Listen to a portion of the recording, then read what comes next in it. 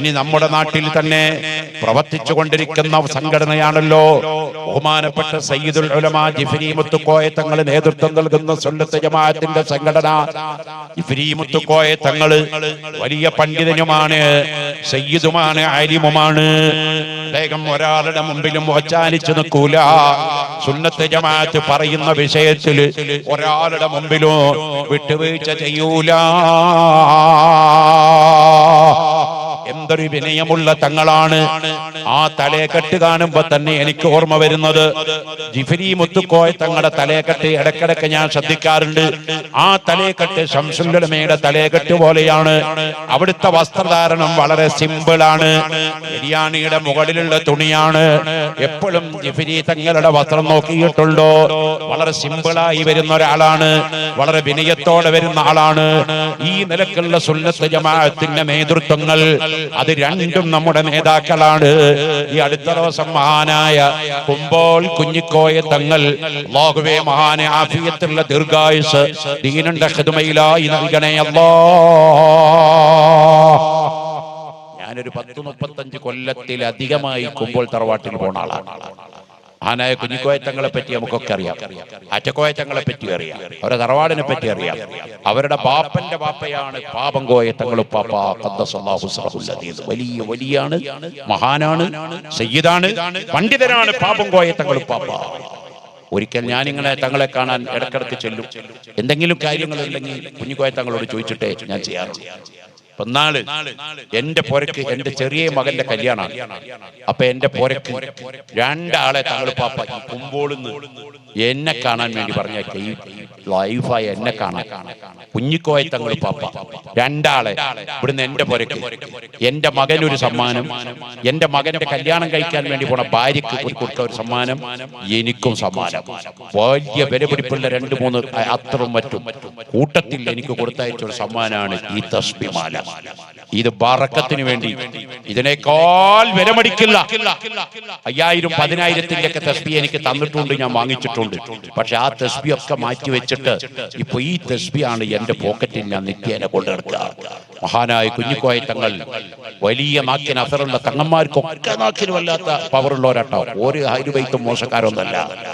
ഇവിടെ ഏതെങ്കിലും ബായാർ തങ്ങൾ ഉപ്പാപ്പയായാലും വേണ്ടില്ല, ഖലീൽ തങ്ങൾ ഉപ്പാപ്പയായാലും വേണ്ടില്ല, പാണക്കാട് ശിഹാബ് തങ്ങന്മാരായാലും വേണ്ടില്ല, അവരൊക്കെ അഹ്ലു ബൈത്ത് റസൂലുള്ളാഹി സ്വല്ലല്ലാഹു അലൈഹി വസല്ലം തങ്ങളുടെ കുടുംബങ്ങളാണ്. ഞാൻ ഇടയ്ക്കിടയ്ക്ക് എൻ്റെ എന്തൊരു പ്രശ്നം ഉണ്ടെങ്കിലും ഞാൻ കുഞ്ഞിക്കോയ തങ്ങളെ വിളിച്ച് അല്ലെങ്കിൽ അവിടെ ചെന്ന് അല്ലെങ്കിൽ ഫോണിൽ വിളിച്ച് ചോദിച്ചിട്ടേ ഇന്ന് വരെ തീരുമാനിച്ചിട്ടുള്ളൂ. അങ്ങനെ ചോദിക്കാൻ കഴിഞ്ഞ പ്രാവശ്യം ചെന്നപ്പോ എന്നോട് പറഞ്ഞു, മുള്ളൂർക്കരെ നിങ്ങൾ കുറെ കാലമായി നമ്മളായിട്ട് ബന്ധമുള്ള ആളാണ്, നിങ്ങൾ തങ്ങളല്ലെങ്കിലും നിങ്ങളെ ഞങ്ങൾ പാപങ്കോയ തങ്ങളുപ്പാപ്പാടെ കൂട്ടത്തിൽ ചേർത്തിയിട്ടുണ്ട് ടോന്ന്. അതിനേക്കാൾ വലിയൊരു അംഗീകാരം എത്ര കോടി കൊടുത്താലും കിട്ടാത്ത അംഗീകാരമല്ലേ അത്? അല്ലാഹുവേ അഹ്ലു ബൈത്തിന്റെ കൂടെ സ്വർഗ്ഗലോകത്ത് ഒരുമിക്കാൻ ഞങ്ങൾക്കൊക്കെ തൗഫീഖ് നൽകണേ അല്ലാഹ്, തൗഫീഖ് നൽകണേ അല്ലാഹ്. കുഞ്ഞിക്കോയ തങ്ങളുപ്പാപ്പ അടുത്ത ദിവസം പറഞ്ഞൊരു വീഡിയോ ക്ലിപ്പ് നിങ്ങളൊക്കെ മൊബൈലിൽ നോക്കിയതാണ്. ഇതാ പറയണത്, എടാ തങ്ങളുടെ ശൈലിയിൽ ഞാൻ പറയട്ടോ, നിങ്ങളെ എടാന്ന് വിളിക്കാനുള്ള യോഗ്യത ഒന്നും എനിക്കില്ല. ഇവിടെ എന്റെ വാപ്പാന്റെ പ്രായമുള്ള ആൾക്കാരിരിക്കുന്നത്, അവര് ഞാൻ എടാന്ന് വിളിക്കാൻ പാടുണ്ടോ? തങ്ങൾ പറഞ്ഞത് ഞാനൊന്ന് ഇക്കാറ്റിയ. തങ്ങൾ പറഞ്ഞു, എടോ EKAP എന്ന് പറഞ്ഞിട്ട് രണ്ടും ഇല്ലടോ, അത് രണ്ടും ഒന്നാണടാ. നീ അതിന്റെ പിന്നിൽ പോയി തല്ലൂടണ്ടടാ, രണ്ടും സുന്നത്ത് ജമാഅത്താണടാ. ആരാ പറയണത്? കുമ്പോൾ കുഞ്ഞിക്കോയ തങ്ങൾ പാപ്പ.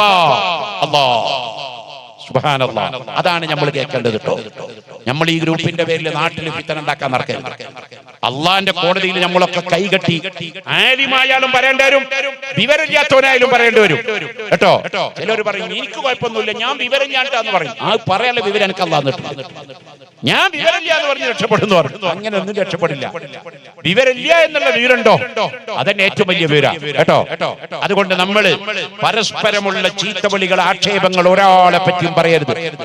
സയ്യിദന്മാരെ പ്രത്യേകിച്ച് പറയരുത്. ആലിമീങ്ങളെ തീരെ പറയാൻ പാടില്ല.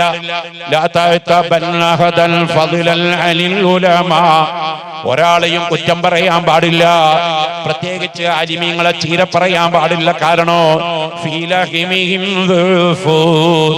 ആലിമീങ്ങളുടെ മാംസത്തില് നഞ്ഞുണ്ട്, വിഷമുണ്ട് കേട്ടോ. വിഷം അറിയാതെ കഴിച്ചാലും ആള് ചത്തുപോകുന്നത് പോലെ ആലിമീങ്ങളെ സയ്യിദന്മാരെ പറ്റി അറിയാതെ ഗൈബത്ത് പറഞ്ഞാലും അറിഞ്ഞിട്ട് പറഞ്ഞാലും തെറ്റ് ശിക്ഷ കിട്ടുന്നതാണ്. അതുകൊണ്ട് ആലിമീങ്ങളെ ഒരാളെയും ഗ്രൂപ്പ് തിരിച്ചും തിരിക്കാതെയും കുറ്റം പറയണ്ട, ഒരു സയ്യിദിനെയും ആക്ഷേപിക്കണ്ട. എല്ലാ പണ്ഡിതന്മാരെ പറ്റിയും നല്ലത് പറയുക, നല്ലത് പറയാൻ പറ്റിയിട്ടില്ലെങ്കിൽ മിണ്ടാതിരിക്കുക. അങ്ങനെ അഹ്ലുസ് സുന്നത്തി വൽ ജമാഅത്തിന് വേണ്ടി നമ്മൾ ഒറ്റക്കെട്ടായി പ്രവർത്തിക്കണം. ഇപ്പൊ സുന്നത്ത് ജമാഅത്ത് ഇസ്സത്താണ്. ഒരു ഭാഗത്ത് ജിഫ്രി മുത്തുക്കോയ തങ്ങൾ നേതൃത്വം നൽകുന്ന 10,000-കണക്കായ മദ്രസകളും പള്ളികളും ദീനീ സ്ഥാപനങ്ങളും, മറുഭാഗത്ത് സുൽത്താനുൽ ഉലമ ശൈഖുനാ ഉസ്താദ് AP ഉസ്താദും റഈസുൽ ഉലമ സുലൈമാൻ ഉസ്താദും നേതൃത്വം നൽകുന്ന 10,000-കണക്കായ പള്ളികളും മദ്രസകളും കോളേജുകളും വിദ്യാഭ്യാസ പ്രവർത്തനങ്ങളും ലോകത്ത് തന്നെ സുന്നത്ത് ജമാഅത്തിന് മാതൃകയായി കേരളവും ഇന്ത്യയും കർണാടകയും മാറുമ്പോൾ പ്രിയപ്പെട്ടവരെ, നമ്മളതിൽ സന്തോഷിക്കണം. നമ്മുടെ നാട്ടിൽ പള്ളി ദർസില്ലേ, തൊട്ടപ്പുറത്ത് വലിയ കോളേജുകളില്ലേ? ഇതൊക്കെ ഈ ഇന്ത്യയിലല്ലാതെ, കേരളത്തിലല്ലാതെ, അല്ലെങ്കിൽ കർണാടകയിലല്ലാതെ ലോകത്ത് മറ്റൊരു സ്ഥലത്ത് കാണാൻ പറ്റുന്നുണ്ടോ? അതുകൊണ്ട് നമ്മൾ അള്ളാഹുവിന്റെ ദീനിന് വേണ്ടി പ്രവർത്തിക്കുന്നവരാകണം. അള്ളാഹു തന്ന ആയുസ് അവന്റെ ദീനിന്റെ മാർഗത്തിലായി ചെലവഴിക്കുന്നവരാകണം. ഇൽമിനെ തെരഞ്ഞെടുത്താൽ അള്ളാഹു വലിയ ഖൈറാത്തുകൾ നൽകും. ഞാൻ നേരത്തെ പറഞ്ഞില്ലേ, താജുൽ ഉലമയുടെ കഥ, സുൽത്താനുൽ ഉലമയുടെ കഥ. ഈ അടുത്ത ദിവസം ബഹുമാനപ്പെട്ട സുൽത്താനുൽ ഉലമ AP ഉസ്താദിന് കഴിഞ്ഞ മാസങ്ങൾക്ക് മുമ്പ് മലേഷ്യയുടെ ഭരണാധികാരി വിളിച്ചുകൊണ്ടുപോയി ഒരു ഫ്ലൈറ്റ് കൊടുത്തയച്ചിട്ട് മലേഷ്യയുടെ ഭരണാധികാരി, അവിടുത്തെ പ്രധാനമന്ത്രി, അവിടുത്തെ മന്ത്രിമാര്, അവിടുത്തെ വലിയ വലിയ ഉദ്യോഗസ്ഥന്മാര് ഒരു ചാർട്ടേഡ് ഫ്ലൈറ്റ് കോഴിക്കോട്ടേക്ക് കൊടുത്തയച്ചിട്ട് AP ഉസ്താദിനെ മലേഷ്യയിൽ കൊണ്ടുപോയി. ഈ ഉസ്താദിന്റെ വീൽ ചെയർ ഉന്തിപ്പോയത് മലേഷ്യയിലെ പ്രധാനമന്ത്രിയാണ്. AP ഉസ്താദിനെ വീൽ ചെയറിൽ ഉന്തുന്നത് ആ നാട്ടിലെ പ്രധാനമന്ത്രി. നിങ്ങൾ ആലോചിച്ച് നോക്ക്, ആലിമിന്റെ ബറക്കത്താണത്, ആലിമിന്റെ പവറാണത്. അങ്ങനെ കൊണ്ടുപോയിട്ട് ആ നാട്ടിലെ പരമോന്നത ബഹുമതിയായ ഹിജറ അവാർഡ് AP ഉസ്താദിന് നൽകി. AP ഉസ്താദിന് അത് കൊടുക്കാനുള്ള കാരണം എന്താണ്? AP ഉസ്താദിന്റെ ഇൽമിന്റെ ബർക്കത്താണ്. 50-ലധികം 60-ലധികം വർഷമായി മുടങ്ങാതെ സഹീഹുൽ ബുഖാരി ദർസ് നടത്തുന്ന ആളാണ് ശൈഖുനാ AP ഉസ്താദ്. എത്ര രോഗമായാലും എത്ര ക്ഷീണമായാലും മർക്കസിൽ വന്ന സുബഹി നമസ്കാരം കഴിഞ്ഞാൽ മുടങ്ങാതെ ബുഖാരി ക്ലാസ് എടുക്കുന്ന ആളാണ് ശൈഖുനാ AP ഉസ്താദ്. പതിറ്റാണ്ടുകളായി ദർസ് മുടങ്ങാതെ ദർസ് നടത്തുന്ന മഹാപണ്ഡിതൻ. സുഹൃത്തുക്കളെ, ഇൽമുമായി ബന്ധപ്പെട്ടപ്പോൾ, ഇൽമിനെ തെരഞ്ഞെടുത്തപ്പോൾ അല്ലാഹു തആല അധികരിച്ച ഖൈറാത്തുകൾ നൽകി.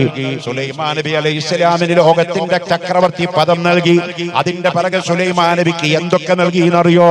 ജിന്നുകൾ സുലൈമാൻ നബിയുടെ ഖാദിമീങ്ങളായി, ശൈത്താൻമാര് സുലൈമാൻ നബി അലൈഹിസ്സലാമിന്റെ ഖാദിമീങ്ങളായി, കാറ്റ് സുലൈമാൻ നബിയുടെ വാഹനമായി, ഹുദ്ഹുദ് എന്ന് പറയുന്ന മരംകൊത്തി പക്ഷി സുലൈമാൻ നബി അലൈഹിസ്സലാമിന്റെ പോസ്റ്റ്മാൻ ആക്കി മാറ്റിക്കൊടുത്തു.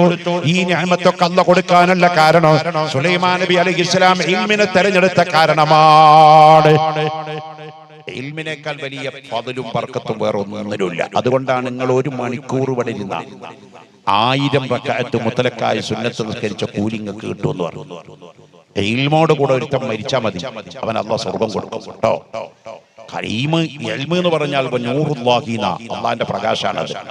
അത് ലാ യുഅ്താലി യാസി, ദോഷം ചെയ്യുന്ന മനുഷ്യന്റെ കൽബിലേക്ക് അള്ളാന്റെ പ്രകാശം കേറൂല. എത്ര മെനക്കെട്ടിട്ടും കാര്യമല്ല, എത്ര കാലം ഓതിയിട്ടും കാര്യമല്ല, ഏത് വലിയടുത്ത് പോയി ഓതിയിട്ടും കാര്യമല്ല. വനൂറുല്ലാഹി ലാ യുഅ്താലി യാസി. പാപം ചെയ്തുകൊണ്ടിരിക്കുന്നവനെ അല്ലാഹ് ഹിദായത്ത് കൊടുക്കാൻ ആഗ്രഹിക്കാത്തവന്റെ കൽബില് നാഫിയായ ഇൽമു കിട്ടൂല. അല്ലാഹു തആല നമുക്കൊക്കെ നാഫിയായ ഇൽമു കൊണ്ട് അനുഗ്രഹിച്ചവരിൽ അല്ലാഹു നമ്മെയും നമ്മുടെ മാതാപിതാക്കൾ, ഉസ്താദന്മാര്, ഗുരുവന്മാര്, ശിഷ്യന്മാര് എല്ലാവരെയും അല്ലാഹു തആല ഉൾപ്പെടുത്തട്ടെ. ആമീൻ. ബഹുമാനപ്പെട്ട നബിയുല്ലാഹി സുലൈമാൻ നബി അലൈഹിസ്സലാം ഒരു സമയത്ത് കൊട്ടാരത്തിൽ ഇങ്ങനെ ഇരിക്കുകയാണ്.